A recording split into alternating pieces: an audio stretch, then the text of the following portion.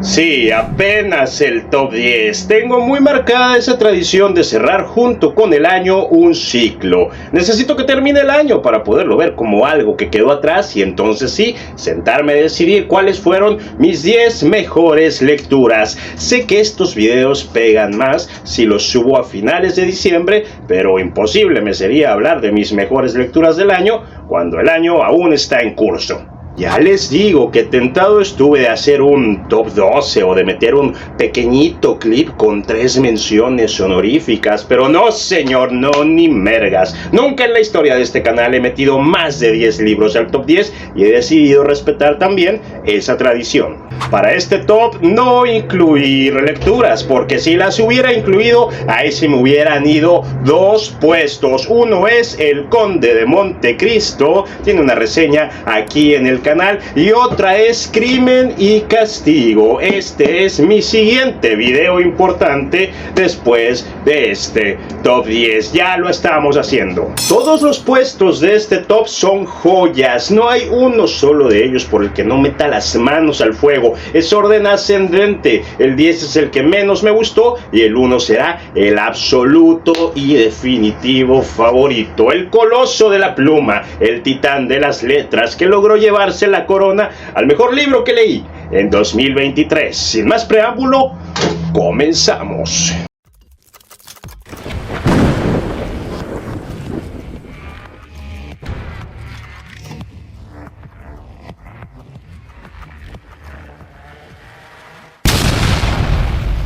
Permítaseme aprovechar la ocasión de este que es uno de los videos más importantes y más vistos del año para decirte gracias por estar aquí, por unirte a esta chingoncísima comunidad, pues por el simple hecho de formar parte me diste el primer regalo de año nuevo que recibí, que es que este canal en días recientes alcanzó los 5,000 suscriptores. Ya andamos llenando un estadio pequeñito. ¿Se imaginan la pedota que armaríamos? Muchísimas gracias por estar suscritos y acompañarme en este delicioso hobby que son los libros. Espero, miren, con el corazón en la mano se los digo, que su año está empezando chingoncísimo, que estén llenos, atascados de proyectos, metas y cosas por lograr que les llenen el cuerpo de energía para moverse a perseguirlas, y obviamente que estén disfrutando infinitamente de los libros que ya empezaron y los que van a empezar. Yo empiezo fuerte con los Romanov de Simón Sebag Montefiori. Es un libro de historia del que ya estaré hablando en futuras oportunidades, y no tan fuerte con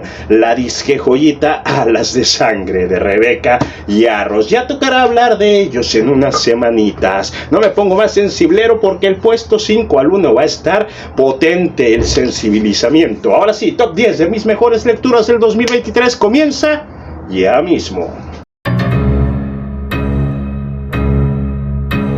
Yo no soy un lector de fantasía, no es mi fuerte. De hecho, mi mente divaga más cómoda por géneros donde la trama es más realista o posible en el mundo que conocemos fuera de los libros. En mi afán de salirme de mi zona de confort lectora, leí un libro que, si bien yo juraba que iba a desafiar mi paciencia, y la neta, sí lo hizo, sí fue un libro que fue un denso en toda regla, pero también logró hacerse con uno de los 10 puestos de este top. En las vastas latitudes de la Tierra Media, el Silmarillion de J.R.R. Tolkien se alzó como un monumento literario que trasciende el tiempo y las páginas. El Silmarillion es una epopeya temporal, un génesis bíblico, literal bíblico, del mundo habitado por hobbits, orcos y elfos. La elegancia y la hermosura que posee la pluma de Tolkien es digna de todos los comentarios mamadores que le hacen los que son muy fans de Tolkien, que le hacen gala. Y es que Tolkien aquí tejió con maestría un tapiz de mitos y leyendas, hilando una historia que nace y se despliega como un firmamento de estrellas, brillante y eterno. Me habrá tomado casi el mes completo leerlo, pero eso no quita todo lo que este libro me hizo sentir, desde un odio intenso hacia los putos elfos, sí, esos que también me cayeron en la trilogía original. Aquí sí se superpasan de lanza, y las consecuencias de su egolatría salen caras para otros personajes con los que bien rápido el lector conecta. Hasta el amor más puro y épico que yo haya leído en una novela, puedo decir que lo viví al 100% aquí sí, en el romance fantástico de Beren y Lúthien, que nomás por el capítulo donde se cuenta la historia, que es el 19, vale la pena leerse todo el libro completo, y entiendo de sobra por qué la leyenda de Beren y Lúthien se vende ampliada, extendida y por separado. No me va a faltar en el librero esa obra maestra de la fantasía romántica que tiene mucho de épica y casi nada de sensiblera y bonita. Los pasajes de ensueño, las bellas creaciones de esta tierra pura no están a salvo sin su contraparte, la oscuridad, el mal, el deseo de poder. ¡Ay, el poder! Esa misteriosa mixtura alquímica compuesta de temor más que de otras virtudes tiene un papel fundamental en esta obra. ¿Tú creías que Sauron era el villano de esta Tierra Media? No, señor. Sauron es un sirviente del verdadero enemigo eterno que viene a hacer el papel del diablo en este Edén. Melkor. Aquí Melkor, el señor oscuro, emerge de las sombras con una presencia imponente y una sed insaciable de poder. Sus ojos reflejan la malicia arraigada en su ser, mientras su ambición retorcida lo impulsa a desafiar incluso a los dioses. Su obra de corrupción se extiende como una sombra amenazante, tejiendo un tapiz de intriga y terror en cada rincón de la Tierra Media. Con cada palabra susurrada, Melkor teje un relato de traición y desesperación. Es capaz de transformar la admiración en temor y la esperanza en desolación. Y sí, aunque no es el epicentro de todo lo que aquí se narra, el título de la obra viene de los Silmarils. Los Silmarils son joyas forjadas con la esencia misma de la luz, destilan una belleza cautivadora que oculta un oscuro eco de tragedia. Aquí fue donde yo entendí por primera vez el concepto de alta fantasía. Su resplandor parece atraer la atención de los incautos, pero a la vez, en su brillantez se refleja la sombra de la avaricia y la destrucción, atrayendo a todo tipo de héroes y criaturas monstruosas por igual. Cada centello revela la historia atormentada de su creación, marcada por la pasión y el sufrimiento. Los Silmarils, como destellos tentadores, despiertan ambiciones insospechadas y desatan una espiral de intrigas y conflictos que resuenan en cada rincón de la Tierra Media, y de hecho sí despiertan muchas de las motivaciones que moverán a nuestros personajes a lo largo de estas 400 páginas, que al chile sí se sienten como unas 600, pero no hay pedo. En resumen, aunada a las majestuosas historias que aquí se cuentan, tenemos el plus incomparable de las palabras y el estilo, la prosa de Tolkien, que son como gemas engarzadas en un collar cósmico. Deslumbran con su belleza y profundidad. En cada capítulo emergen mundos enteros donde la creación y destrucción bailan en una danza ancestral. El Silmarillion es un canto a la majestuosidad y complejidad del universo, una sinfonía que resuena desde los inicios de los tiempos de la Tierra Media. Aquí las letras son estrellas fugaces que atraviesan el cielo de las páginas, iluminando un escenario donde los dioses y los héroes se entrelazan en una épica lucha por la supremacía y la redención, lo que provoca que la narrativa se convierta en un paseo por reinos inexplorados, poblados por seres míticos cuyos destinos se entretejen en una amalgama de tragedia, valentía y amor. Nada se escapa de esta epopeya, donde cada palabra, cada frase es un destello de luz en la vastedad de la oscuridad. Cada palabra revela la poesía de la creación y la melancolía del tiempo perdido. A través de esta obra maestra, Tolkien regala al lector un clavado en un océano de maravillas, donde la esencia misma de la existencia se despliega en una danza hipnótica que deja una huella indeleble en el corazón y la imaginación de quienes se aventuran a leerla. Quiero aclarar que los niveles de introspección a los que esta obra me llevó dan para ponerla en un puesto mucho más abajo, es decir, mucho más alto del top. Sin embargo, mi fascinación por esta obra se debe a que conozco algunos episodios de la vida del autor y que intuyo que gran parte de su trama es una especie de autobiografía disfrazada de novela. El idiota de Fyodor Dostoyevsky. Por Fyodor Dostoyevsky, para que no se oiga tan raro. Antes de que se me alboroten y corran a comprarlo, déjenme aclarar que la estructura del libro no es sencilla, ni redonda como en Crimen y Castigo, ni mucho menos sencilla de seguir.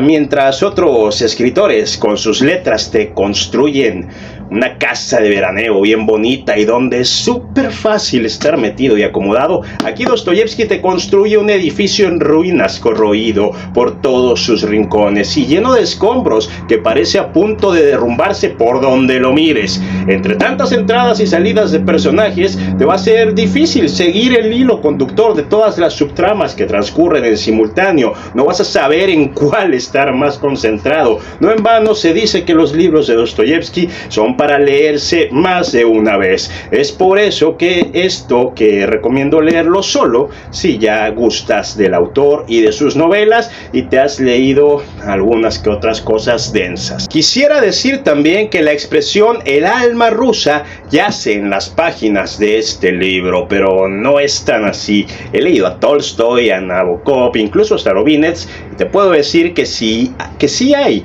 en estas novelas un común denominador en su tono y forma que se siente muy de Rusia, o mejor dicho, que sí me da esas vibras. Pero lo que el Dosto hace va más allá. Esto no se siente típico de Rusia, esto se siente típico de Dostoyevsky. Sus personajes son los más intensos y apasionantes a la hora de dialogar, y aunque no te creas que dos personas aún de aquellos tiempos se soltaran hablando como lo hacen en las novelas de Dostoyevsky, el diálogo te atrapa y te hace subirte a un tren del que ya no te bajas. Tengo apenas 3 añitos siendo lector de Dostoyevsky, lo leí por primera vez en el 2020 y no puedo menos que emocionarme por las cosas que aún me falta leer de él. Fíjate qué curioso, hablando de trenes de los que ya no te puedes bajar y de diálogos empedernidos, la novela comienza con nuestro protagonista a bordo de un tren donde en pleno trayecto hacia San Petersburgo sucede uno de estos diálogos majestuosos cuya grandiosidad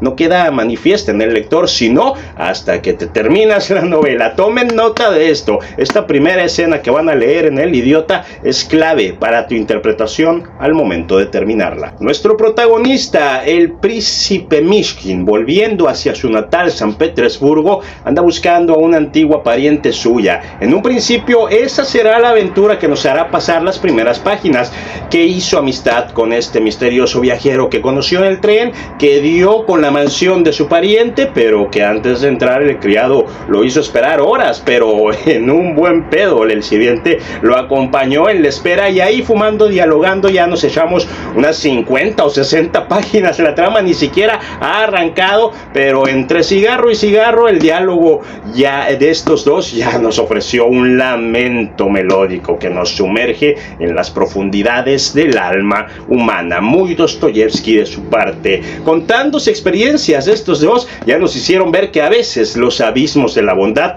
chocan contra las asperezas de la realidad. Las páginas avanzan y la trama parece crecer más hacia los lados con la aparición de un montón de personajes que bien pronto revelan sus ambiciosas conductas. Una de las cosas sin spoilers que más destaco es algo que yo nunca le había mirado hacer a Dostoyevsky. Hace referencias a la literatura. Hay mucho, pero en serio mucho de Don Quijote aquí, no solo con la mención de la novela de Cervantes, sino también con los paralelismos entre nuestro protagonista y su tendencia a salvar damiselas en apuros. Necesito leer también El último día de un condenado a muerte de Víctor Hugo. Gracias al pie de página que viene aquí, donde se explica que esta obra de Víctor Hugo marcó fuertemente a Dostoyevsky, yo me la anoté para leerla este año. Incluso se refiere a La Dama de las Camelias como una verdadera delicia de libro. El Idiota será muy novela y lo que quieras, pero aquí Dostoyevsky nos invita a un viaje introspectivo, a conocer los temperamentos del resto de los personajes que irán entrando en escena una vez que el príncipe Mishkin consiga entrar en la mansión. Nos ofrecerá una danza de luces y sombras donde la inocencia y la ingenuidad se entrelacen con la desdén de una sociedad en descomposición. Digo que lo que enaltece a esta trama es conocer la vida del autor, porque desde que el protagonista pone un pie en la casa se siente en la piel del príncipe Mishkin que allí late un eco de Dostoyevsky mismo. Al igual que Dostoyevsky, su protagonista carga con la pesada carga, valga la redundancia, de la sensibilidad, la pureza y el sentido de la compasión en un mundo marcado por la hipocresía y la crueldad. Mishkin es un reflejo del autor, un alma abrumada por su propia generosidad en un universo implacable, un espejo donde se refleja la lucha perpetua de la inocencia y la maldad. También muy temprano en la novela, en vísperas de la página 100 por ahí, se lee de primera voz al protagonista narrando un episodio que vivió en Siberia, donde presenció cómo iban a ejecutar a unos reos y un minuto antes de dispararles, les entregan un indulto diciéndoles que su condena no es la muerte, sino trabajos forzados en prisión. ¿Quién no se volvería loco después de una experiencia así?, exclama el príncipe Mishkin. Para los que no sepan, a Dostoyevsky le pasó exactamente eso. Lo iban a ejecutar y al último momento, que siempre no, que mejor te vas a Siberia a trabajos forzados. Básicamente esto es Dostoyevsky contándote lo traumático que fue para él vivir esto. Pero hay mucho más de autobiografía en esta disque novela. Dostoyevsky también padecía de epilepsia, episodios fuertísimos en los que se volvía con la mente en blanco, olvidaba cosas vitales de su día a día, y gracias a estos apagones que en su cerebro se producían.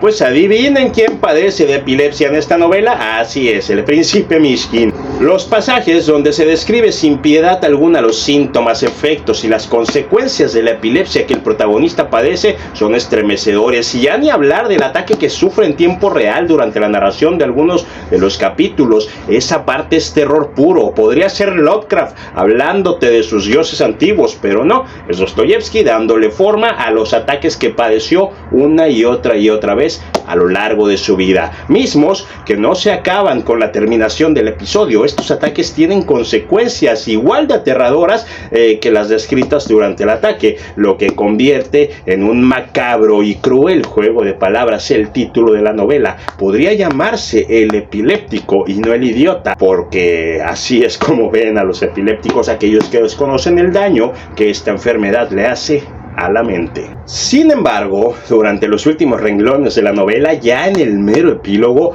vamos a reinterpretar una vez más el título. ¿El príncipe Mishkin es el idiota al que hace alusión el título, o será que nos está hablando de otro personaje? ¿Recuerdan lo que dije de la primera escena en el tren? Verga, el plot twist con el que cierra esta novela me hizo darle 5 estrellas así de trancazo. Yo le iba a poner 4, pero con ese final tan fuerte no se puede no catapultar como una de las obras cumbres del autor. Más que un final abierto, es un camino accidentado de 700 páginas hasta el desenlace, lo que leemos aquí, donde la red de intrigas y pasiones se enredó más allá de la comprensión. Digamos que El idiota tiene un final vertiginoso que simbra la mente y el corazón del lector, dejando una estela de interrogantes suspendidas en el aire. El destino del príncipe Mishkin y sus trágicos enlaces con los demás personajes encierran un misterio profundo, un susurro oscuro que invita a la reflexión sobre la condición humana y la naturaleza de la bondad en un mundo hostil. Un final enigmático que perpetúa la inquietud, invitándonos a explorar nuestras propias sombras y encontrar luz en la penumbra de nuestra existencia. Hablando de cerrar ciclos, el puesto 8 va precisamente de ello, y de hecho fue una de mis últimas lecturas del año, por lo que la nostalgia estuvo a flor de piel en cada página. Cierre de año, último tomo de una saga, hay que decir adiós a personajes que amas y al mismo tiempo que todos en la vida real se están abrazando y dando buenos deseos como si no se pinches fueran a volver a ver nunca. Me voy contento, satisfecho y por la puerta ancha del mágico mundo de Harry Potter y las reliquias de la muerte. En el mágico epílogo de su saga, J.K. Rowling nos regala un último viaje que enciende la magia con una intensidad deslumbrante. En este capítulo culminante, las sombras del pasado se entrelazan con el destino de nuestro joven mago y sus amigos, tejiendo una trama épica que explora, como ya es su costumbre, la valentía, la amistad y el sacrificio. No dejemos de lado que por muy mágicas que sean estas entregas, siempre se sumergen en las profundidades de la oscuridad, y aquí, y sobre todo aquí, no va a ser la excepción. Aquí la búsqueda de los Horrocruxes se convierte en una odisea llena de peligros y revelaciones fulminantes que no ofrecen descanso alguno para nuestros protagonistas, ni mucho menos para los lectores.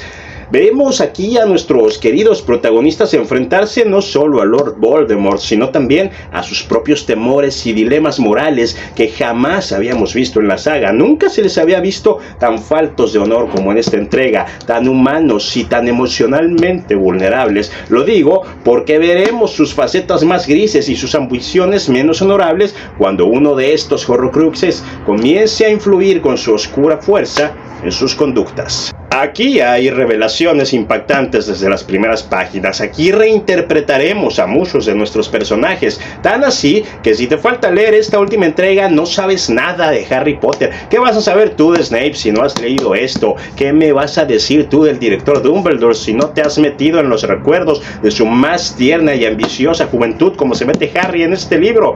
Y ya te digo que ese del Dumbledore más ambicioso es el más oscuro y sediento de poder que te puedas imaginar. Sí, ese señor puro y casi hasta casto, en el que veíamos pura sabiduría y bondad, tiene su vertiginoso y trepidante pasado. Y ya sé por qué todos pinche aman a Snape. Les digo que aquí hay revelaciones. Yo lo sigo odiando. Esto que aquí se revela no quita todo lo que ese güey hizo ni las motivaciones que tuvo para hacerlo. Un pinche cruciatus de 2 horas es lo menos que se merece. La batalla de Hogwarts es una danza caótica de hechizos y lealtades.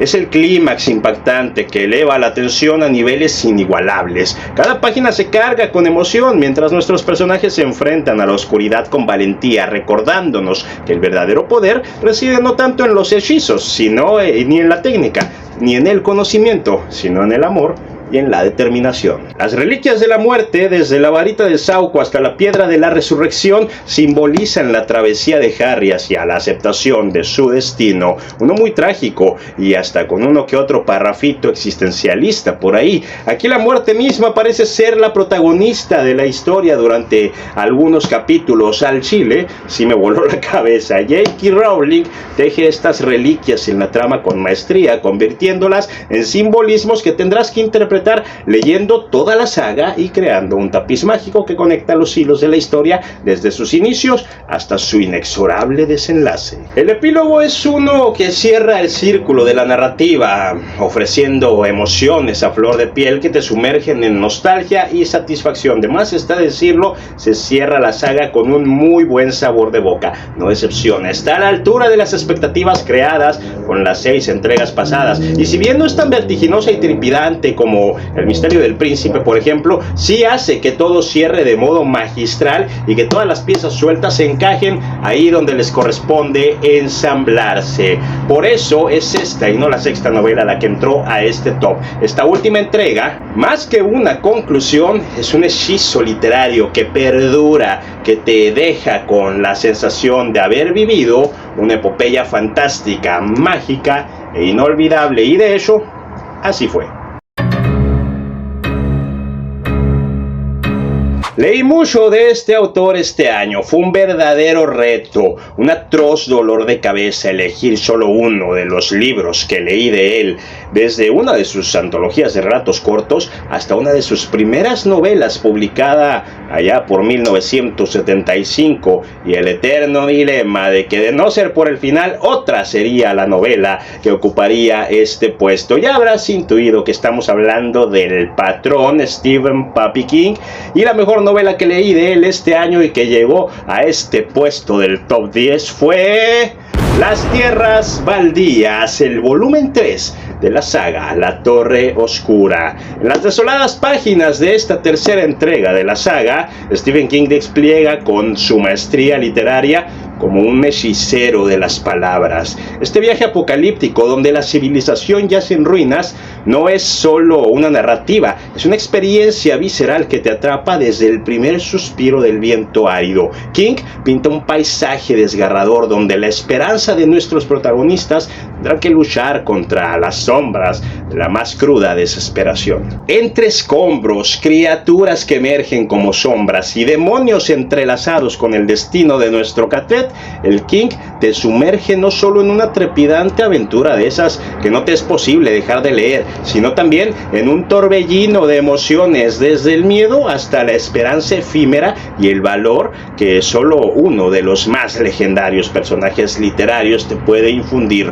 Roland Deschain, nuestro pistolero, va que vuela para convertirse en uno de esos personajes que se vuelven hasta inspiración y modelos para el día a día. ¿Qué haría Roland Deschain en mi situación? Me veo preguntándome una vez que me haya concluido los 7 volúmenes de esta saga. Como dije al inicio, la prosa, el estilo, la pluma de Stephen King es un conjuro de imágenes vívidas. Vas a sentir el metal y el peso de las armas de Roland en las manos. Vas a ver noches de cielos abiertos impresionantes. Vas a creer en lo aterrador que puede ser un robot con forma de bestia. Vas a sentir que la tensión es palpable, la intriga incesante y la necesidad de descubrir el destino que aguarda a los protagonistas se puede convertir muy fácilmente en una adicción. Esta novela desafía tus percepciones, pues luego de todo lo que ya he dicho, toca revelarte que el verdadero corazón de las tierras baldías reside en los elementos cosmogónicos que danzan como sombras ancestrales a lo largo de sus páginas, tejiendo una red de misterios que elevan la narrativa a niveles épicos. No hay otro sitio de la literatura donde puedas acceder a estas criaturas y a estos mundos que se alzan y se manifiestan desafiando toda lógica y cordura, desde los lobos hasta los tumores vivientes. Cada entidad es una encarnación distinta de la pesadilla que llevará al límite la resistencia de nuestros protagonistas. Empecemos por el villano. Randall Flagg es una encarnación de la oscuridad misma, una fuerza cósmica que se deleita en la desesperación y el caos. Su presencia es la némesis que arroja una sombra imponente sobre cada paso que dan los héroes, convirtiéndose en el catalizador de la tensión que permea la novela. Tenemos hasta un tren monorriel altamente avanzado con inteligencia artificial. Su personalidad es compleja, oscila entre momentos de humor sarcástico y accesos de locura desenfrenada. A lo largo de la trama, Blaine se convierte en un desafío inmenso para los protagonistas y mientras intentan sobrevivir, tienen que aprender a negociar con una cosa que nunca ha dicho de modo más literal ni sentimientos tiene. Es aquí donde vas a encontrar la serie de los diálogos más vuelacabezas que has leído en tu pinche vida, con un pinche tren que habla. Los portales, como grietas en el tejido del universo, sirven como puertas a otras dimensiones y realidades. Son llaves hacia la incertidumbre, desencadenando eventos que desafían la comprensión humana y llevando a los personajes a enfrentarse más que contra los más hórridos monstruos que te puedas imaginar, contra su propia naturaleza y destino. Las llaves de invocación, objetos místicos que sirven como vínculos entre los mundos, añaden una capa de misticismo a la trama. Cada llave es una pieza del rompecabezas cósmico, desbloqueando secretos ocultos y desatando fuerzas que podrían cambiar el curso de la realidad. Los guardianes de la Torre Oscura, custodios de un eje que sostiene la existencia misma, son los pilares que mantienen la estabilidad en un universo que está al borde del colapso. Su presencia añade un peso trascendental a la narrativa, revelando conexiones profundas entre los protagonistas y el destino de los mundos. En las Wastelands o las tierras baldías, estos elementos cósmicos y muchos más que me estoy guardando convergen en un ballet narrativo, una sinfonía de caos y redención que eleva la historia más allá de sus páginas, sumergiendo al lector en un viaje metafísico donde cada palabra es un peldaño en la escalera hacia lo desconocido. ¿No te extraña que ya estamos por cerrar la primera mitad del top 10 y aún no ha salido ningún thriller?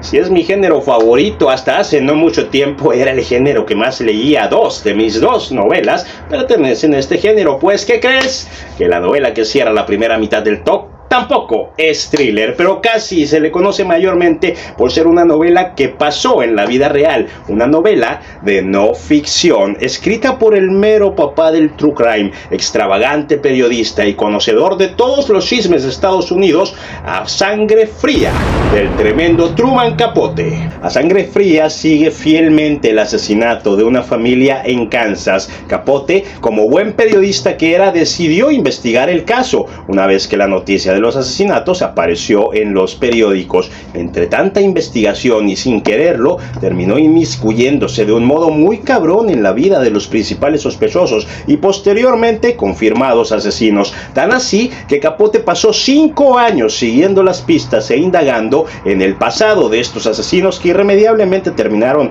convirtiéndose en íntimos amigos del escritor. El resultado de esta documentadísima investigación con amistad añadida es, como no, A Sangre Fría, libro donde el Capote relata los hechos ocurridos como si estuviera escribiendo una novela y no una noticia. Y cuando digo una novela, es una novela de las buenas, una calidad nivel thriller que ahonda en el pasado, en la infancia, en los traumas y en las conductas de los asesinos para llevarnos a nosotros, los lectores, a una comprensión total de los motivos que dieron pie a esta matanza. ¿No es eso lo que hace un thriller de los buenos? ¿No nos hace comprender y quizás hasta empatizar con el asesino sin ser el lector asesino? ¿No nos introduce en la mente retorcida del villano y podemos ver por unas cuantas páginas la vida a través de sus ojos? Bueno, pues aquí pasa igual, solo que en vez de unos personajes tenemos a personas que existieron en la vida real. La razón principal de mi asombro con esta novela es la extraordinaria ejecución del autor para afrontar la obra, que más que una novela de no ficción, es un tremendo y ambicioso proyecto en el que combina de modo sublime la investigación periodística con la buena narrativa, pues la novela incluye recursos literarios, detalles, diálogos, perspectivas, giros de trama y orígenes de los personajes. Todo esto, vuelvo y repito, sin faltar en ningún momento a la realidad de los hechos que ocurrieron. Todo esto sin perder la objetividad en la narración, sin incluir un solo juicio personal y logrando, además de una puta obra maestra, un trabajo totalmente imparcial donde él, como investigador, escritor e íntimo amigo de los asesinos, se deja totalmente de lado para entregarnos la pura historia que decidió contar con la sustancia, estilo y desarrollo de las novelas inventadas por los novelistas.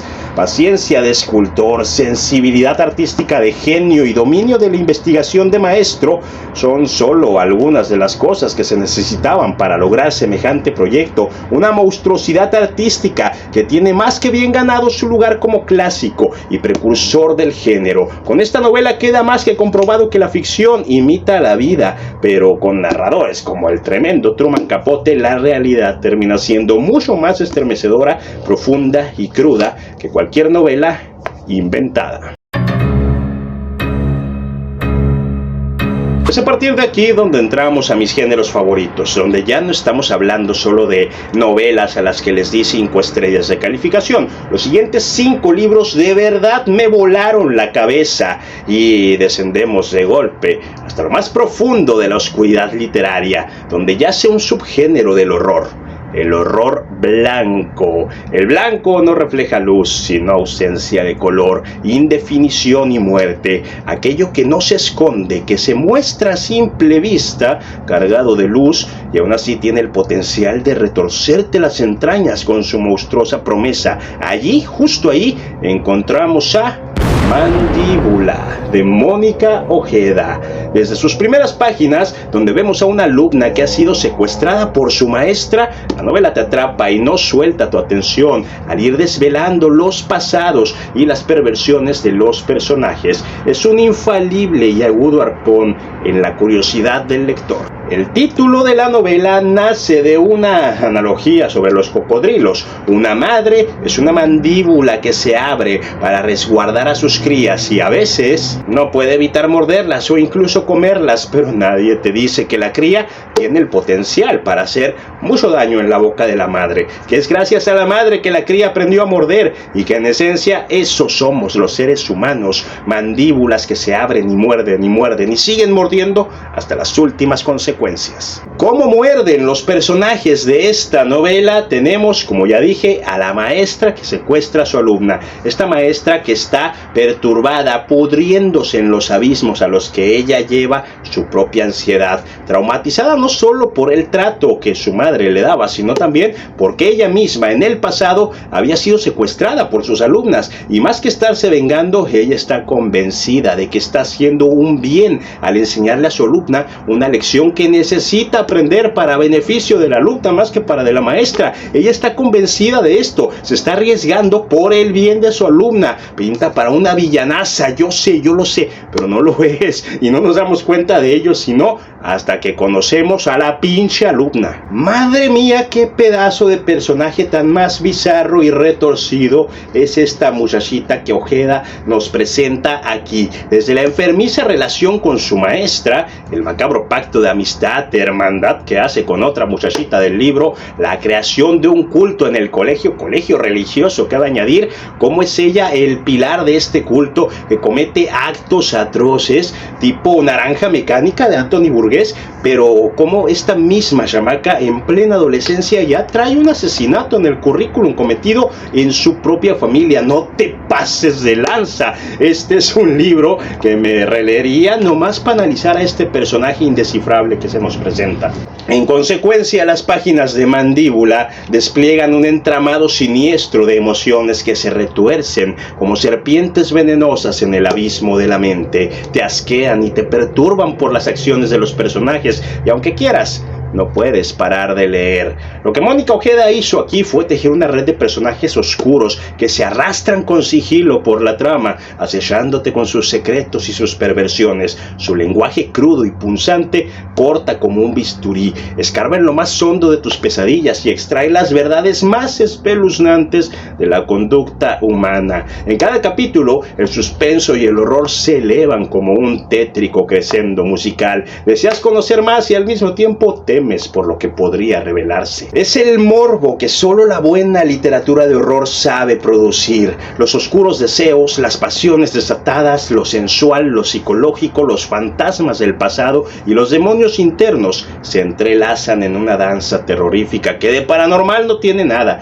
llevándote en un decadente viaje por los recovecos más sombríos del deseo humano. Mandíbula es, además de una experiencia literaria que te engullirá sin piedad, un desafío para los sentidos, un abismo de miedos, intrigas y misterios, donde cada escena es una hoja afilada, una novela que espera paciente, agazapada en las sombras, ansiosa por devorar tu mente curiosa, un macabro viaje literario con miles de cautivadoras pesadillas. ¿Te atreves a leerla? No me gusta repetir autores en el top. Loco, leí casi 60 libros, de los cuales solo 10 llegaron aquí, y encima me los vas a convertir en 9 repitiendo uno. Sí, juro solemnemente que no hay ningún favoritismo en esta elección, que autores aparte, la obra que nos abre las puertas del top 3 del año se sostiene por sí sola y es digna merecedora de estar tan cerca, tan apenitas de ser una de las 3 mejores del año. Muchos estarán pensando que el autor digno de repetirse fue Stephen King. No es así. El puesto número 4 se lo lleva el papá de Friedrich Nietzsche, el güey que habló de existencialismo antes de que el existencialismo existiera, el dios ruso que te enseñó a pagar la renta con un hacha y de paso describió tus peores crisis existenciales 200 años antes de que nacieras. Fyodor Mikhailovich Dostoyevsky, con sus pasadísimos de verga apuntes del subsuelo, es el número 4. ¿Cómo así que le ganó a El Idiota? Pues sí, sépanlo, que de las obras cortas que he leído de Dostoyevsky, esta es sin dudas la más fuerte, con el protagonista más trastornado y retorcido que se puedan imaginar. Raskolnikov, de Crimen y Castigo, cree estar obrando en favor del bien común. El asesino de los hermanos Karamazov está ejerciendo una venganza en toda regla. Este güey no. Este güey desde el primer renglón te dice: soy un hombre enfermo, estoy estoy mal de la puta cabeza. Si me dirijo al lector es por respetar las formas, ya que a mí me importa un comino quién me lea. Soy egoísta, soy solitario, padezco de esto y aquello, y voy a ejercer mi libre albedrío, aunque vaya en contra de la cordura y la razón y perjudique a terceros. Si bien este pobre diablo nos va a dar tristeza desde las primeras páginas, bien poco vamos a tardar en subirnos a su tren de pensamientos y en descubrir que cada capítulo de este libro es un latigazo a nuestra conciencia, pues el espejo que muestra, disfrazado de narrador en primera persona, es uno de esos que logran preocuparte más por la empatía y compasión que te genera que por lo mal que puede estar el protagonista. Nuestro protagonista es el hombre del subsuelo. Nunca conocemos su nombre, no aparece en toda la novela y es un personaje loco, trastornado, oscuro e intenso. Sin darnos cuenta, bajamos con él hasta los suburbios de su mente, donde lo veremos estallar en odio. Leeremos narrados por él mismo sus ataques de neurosis y sus crisis de histeria. Renegaremos de haber compadecido a semejante infeliz durante las primeras páginas.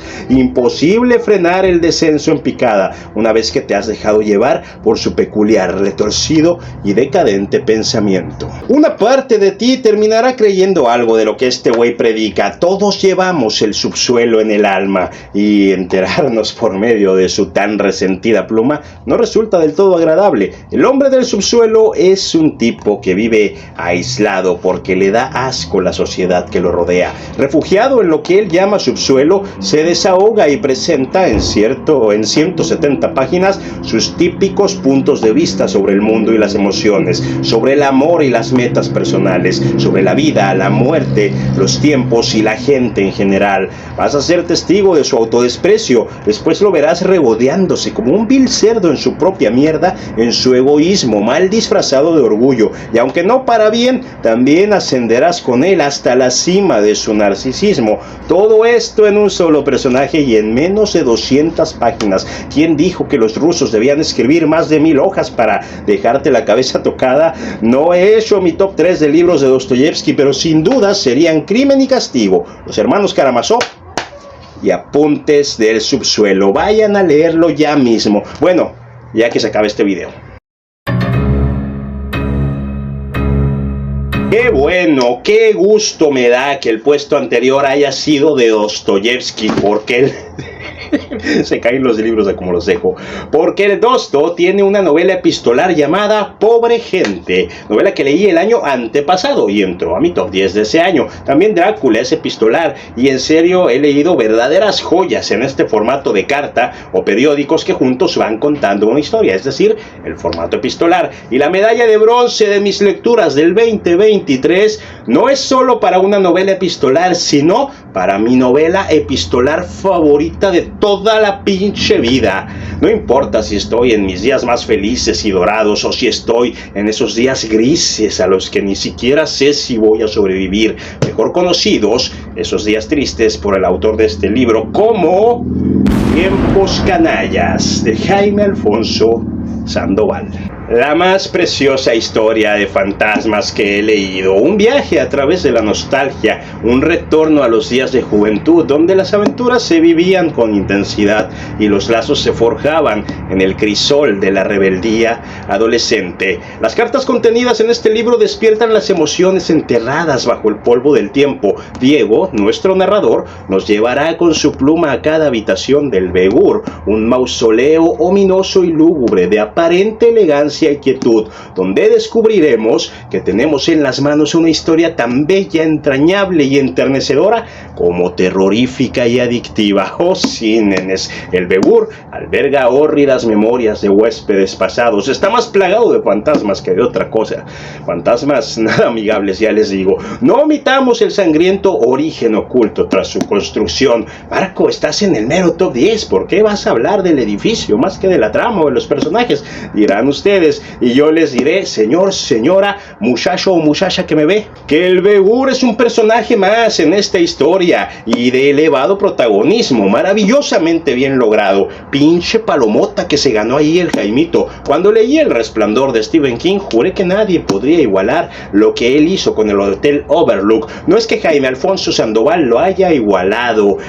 A mis gustos, tanto el Overlook como el Begur están a la misma altura en calidad literaria en cuanto a Hoteles Encantados se refiere. Obviamente sin caer en copiar el concepto. De hecho, ni siquiera se parecen. ¿Te gusta el terror y la temática de hoteles embrujados? Aquí tienes una de las más originales que existen, porque aquí Sandoval nos demostró que las novelas de terror pueden ser a la vez hermosas y tejerse con hilos de nostalgia, que pueden ser contadas por personajes que son, mira, puro corazón, en esa edad donde creen que el mundo es suyo para conquistarlo. Como autor, logró capturar la esencia de dos generaciones.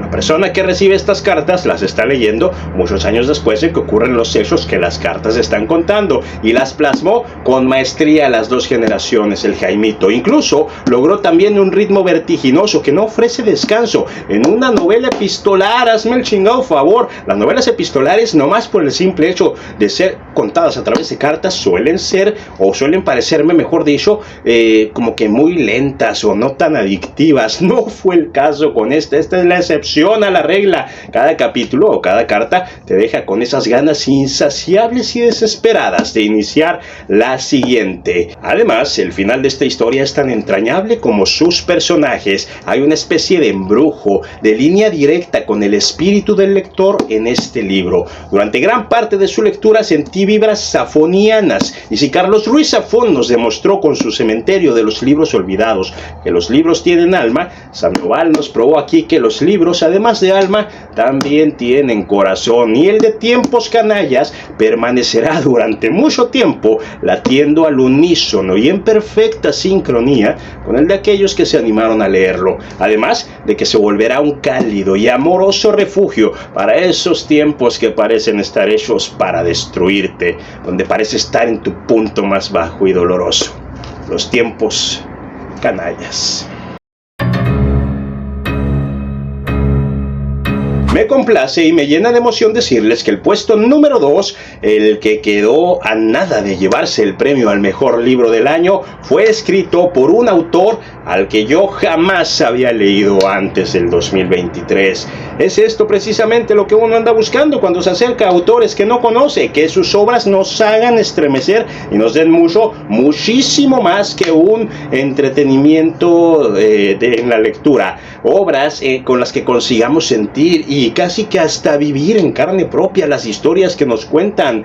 Cuidado con lo que deseas, porque se te puede cumplir, dice el dicho, nunca mejor dicho que ahora, porque la novela que se lleva la medalla de plata me destrozó emocionalmente. No recuerdo cuándo fue la última vez que un libro me hizo sentir tan mal, tan miserable por sus personajes, que de verdad te puedo decir, a modo de pregunta, ¿lo leí o lo sufrí? Y no estoy hablando de ningún ruso, sino de un escritor californiano, John Steinbeck, y su maldito látigo de tinta y papel llamado Las uvas de la ira. Desde ya les digo que este sí es denso, Yo me puedo agarrar en fila del banco, agarrando, no sé, un Stephen King, un John Grisham, poner mi cerebro en modo neutral y ponerme a leer bien quitaba la pena. Con este no. Este es uno de esos libros que me demandó cierto interés y concentración adicional. Una vez aceptado el tono tan denso que tiene y habiéndome yo aclimatado al ritmo de la lectura que me iba a llevar esta historia, lo describo como una estampida de emociones que te pasan por encima. Sentarse a leer Las uvas de la ira es un modo distinto de sentarse al lado de los marginados, de los sufrientes y sentir junto con ellos su dolor. Es una narración cruda, escrita con lenguaje punzante y afilado, que a su modo y gracias a sus personajes consigue ser bello al mismo tiempo. Por si fuera poco, su final es una de las cosas más impresionantes y desgarradoras a nivel emocional que yo haya leído. ¿Y de qué va Las uvas de la ira? Para describirlo así, aquí se cuenta la historia de la familia Johet, que en medio de la catástrofe económica y social que se vivió durante la Gran Depresión en 1927, perdieron su finca en Oklahoma y como no hubo medio de pagarle al banco el dinero que éste pedía para poder conservar su propiedad, tuvieron que irse con lo que podían cargar. Toda su vida y el trabajo de años estaba cimentada en esa finca que el banco, por motivos comerciales, les arrebató. Tentados por la promesa de un trabajo, pues al quedarse sin finca se quedan sin medios para subsistir, una promesa de trabajo que ven impresa en un vil folleto de papel que literal un vecino se había encontrado por ahí, que atesoraba en su bolsillo, todo lleno de dobleces, arrugas y manchas. La familia se monta con sus pertenencias más indispensables en un camión, todo derruido y destartalado, para, en un éxodo casi bíblico, emprender el camino sobre la mítica Ruta 66 de los Estados Unidos. Llegar a California, pues se tenía el mito, que corría la leyenda de que en California pues estaba la tierra prometida para todos los desempleados. Allí hay trabajo a montones y pagan súper bien y nunca les va a faltar comida y bla bla bla. Dejan su vida de un día para otro, pues se están quedando atrás y ya son muchas las familias que ya emprendieron el camino hacia la California antes que ellos. Deben apurarse para que haya algún trabajito ahí esperándolos cuando lleguen, ¿verdad? Durante el viaje escucharán historias terribles que les advertirán sobre eso de que en California hay un futuro mejor.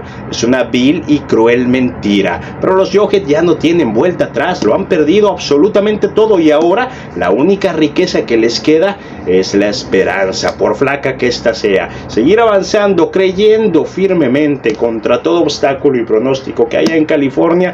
Hay algo mejor que el infierno que están dejando atrás, es lo único a lo que se pueden aferrar. John Steinbeck, habilidoso arquitecto de tragedias, haciendo alusión al cuento común del soñador iluso que cuando por fin llegó al día de sus sueños lo encontró todo distinto a como lo había soñado. Lo que esta familia encuentra en este viaje es codicia, pobreza, explotación laboral, ignorancia, hambre y muerte. Desmoronándose a pedazos, los Jughead van cayendo uno a uno, ya sea por riñas con policías que abusan de su poder, enfermedades que ya tenían o incluso hambre. Se nos van haciendo menos y Steinbeck no se toca el corazón para dejarnos ver y sentir cada una de estas bajas ni sus obvias consecuencias, y es que nuestra querida y esperanzada familia comienza a fermentar en su interior un vino de rabia que los envenena al mismo tiempo que los nutre de odio y los mantiene en pie.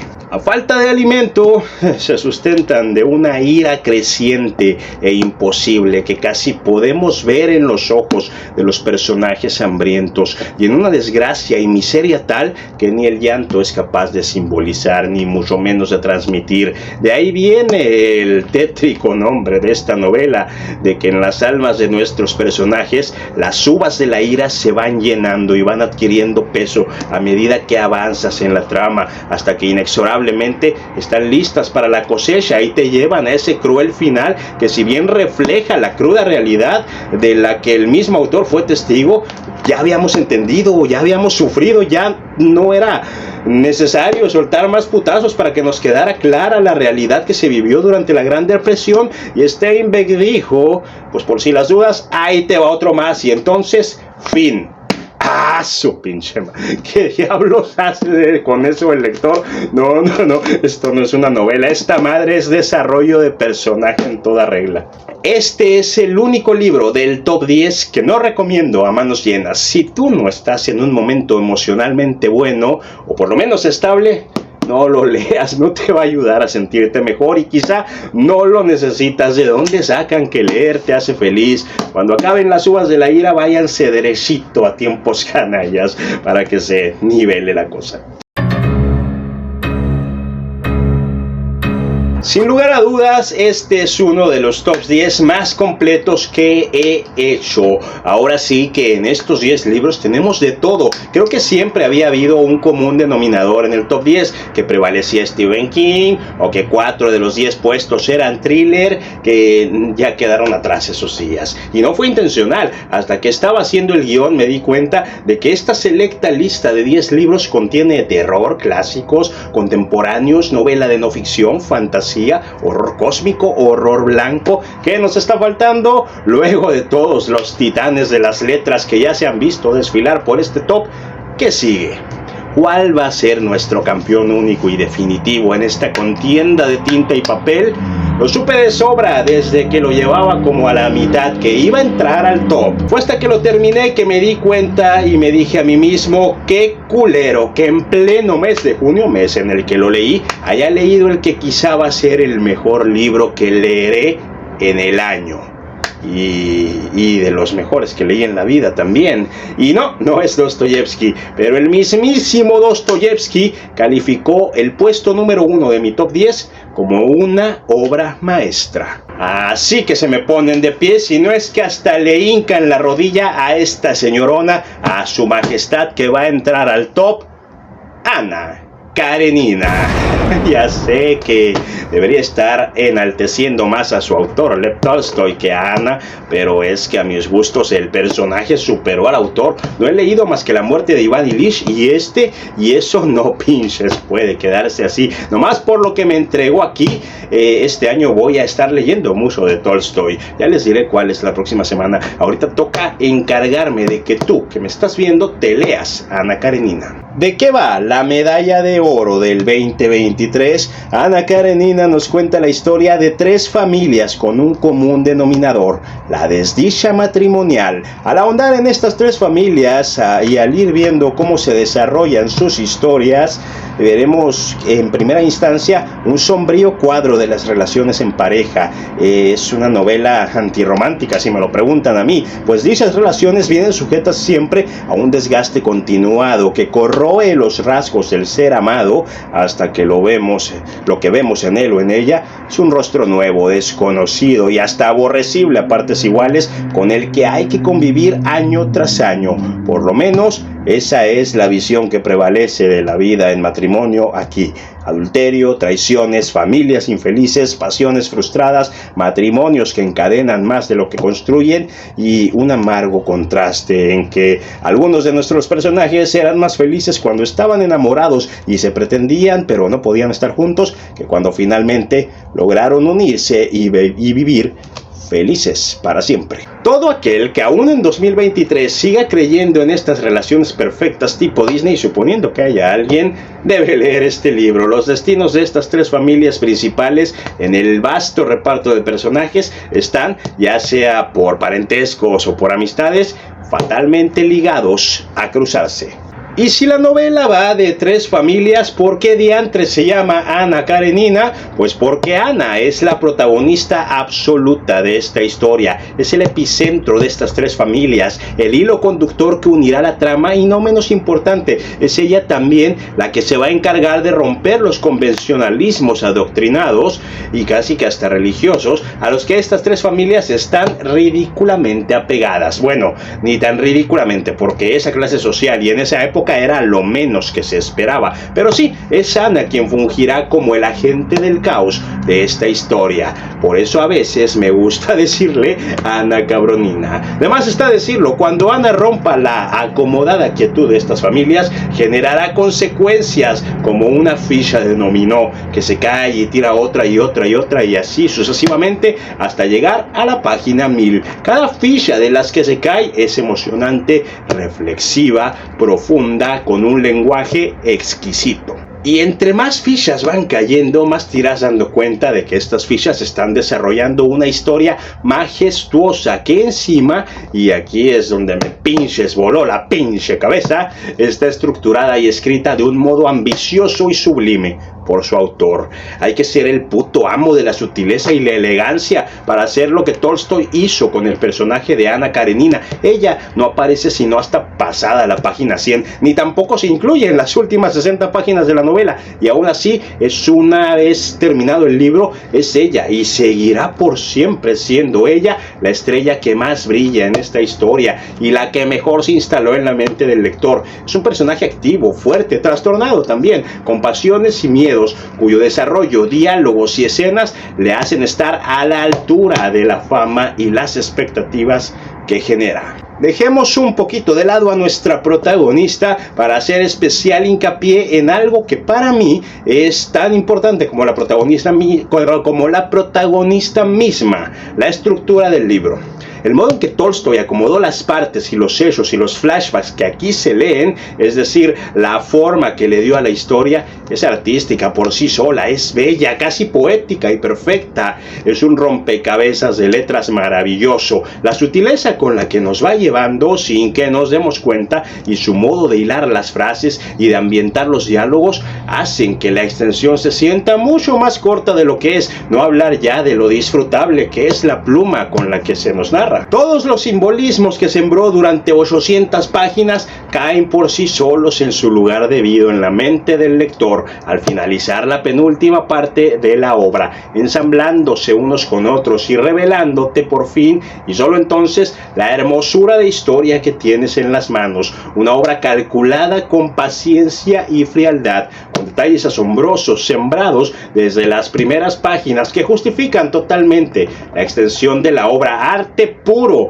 que al cerrar la última página genera incluso esa espinita de querer volver a leerla desde el principio. A mí me pasó totalmente cuando cerré la página 1000 y dije, madres, a ver cuándo lo puedo volver a releer. Ana Karenina, una tragedia de amor, libertad, culpa y destino en el retrato de una mujer que se atrevió a desafiar las convenciones sociales y pagó un precio muy elevado por ello. El magnánimo enfrentamiento de letras ha terminado. La batalla épica llegó a su fin. No va a haber otro igual de intensa hasta el de enero del 2025. Espero lo hayas disfrutado y te hayas anotado por lo menos uno de los 10 puestos. Gracias infinitas por esperar y pedir este video en mis redes sociales, donde solo hablo de libros, y estén atentos porque se viene contenido muy distinto al acostumbrado durante el presente año. Pueden ir en paz, pero no sin antes recordarte, como en cada video, que le pegues una checada en Amazon a mis libros. No te había spameado en todo el top 10, hasta crees que te me ibas a salvar. Talión, lo están amando los que ya lo están leyendo, me están abrazando el corazón bien precioso todas las personas que lo están leyendo y me están mandando sus comentarios, que se están devorando en pinches 3 días mi trabajo de meses. Pa' eso era. Muchísimas gracias. Y los que no la tienen, ¿qué están esperando? ¿Para cuándo me van a tener ahí en tu estantería, así como me tienes en tu pantalla? Cuando termines de comprar los del top 10 que acabo de recomendar, seguramente, pues ya ni modo. Se despide de ti Marco Reyes, tu dealer de literatura, thrillers y sarcasmo, pero no sin antes recordarte, como en cada video, que larga vida a los libros. Bye.